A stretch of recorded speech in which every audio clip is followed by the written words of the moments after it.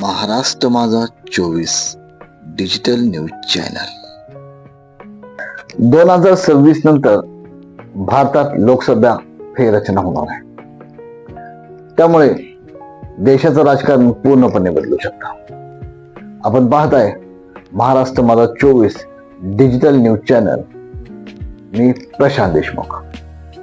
सध्या मतदारसंघ 1971च्या लोकसंख्येनुसार अस्तित्वात आहेत, पण गेल्या 50 वर्षात देशाची लोकसंख्या झपाट्यानं वाढलेली आहे. विशेषतः उत्तर, पूर्व, मध्य आणि पश्चिम भारतात लोकसंख्या वाढ ही पुष्कळ दिसत आहे.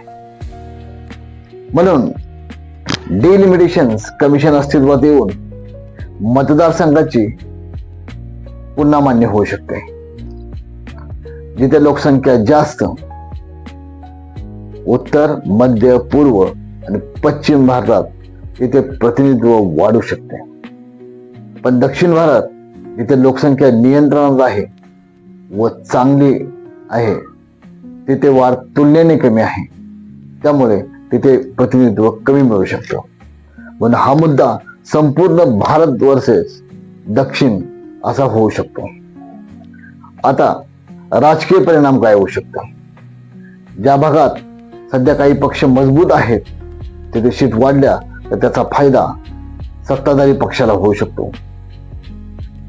पण महत्वाचं, सीट सरकार ठरवत नाही, तर हे काम स्वतंत्र कमिशन, डिलिमिटेशन कमिशन ठरवतं. आणि ही प्रक्रिया खूप सोपी नाही. यासाठी संसदेत मोठं बहुमत असावं लागतं, जे आज एनडीए सरकारकडे नाही आहे. आणि राज्यांची मंजुरी ही गरजेची आहे. जर काही राज्य विरोधात गेली तर मतदार फेररचना अडू शकते. म्हणून लक्षात ठेवा, ही फक्त सीट वाढवण्याची गोष्ट नाही, ही भारताच्या राजकारणाचा पॉवर बॅलन्स ठरवण्याची गोष्ट आहे. फेररचना म्हणजे गणित नाही, हा सत्तेचा मोठा गेम आहे. प्रेक्षको, तुम्हाला काय वाटतं या संदर्भात? तुम्ही तुमची मतं कमेंट्स मध्ये नक्की मांडा. चॅनलला सबस्क्राईब करा आणि लाईक करा. जास्तीत जास्त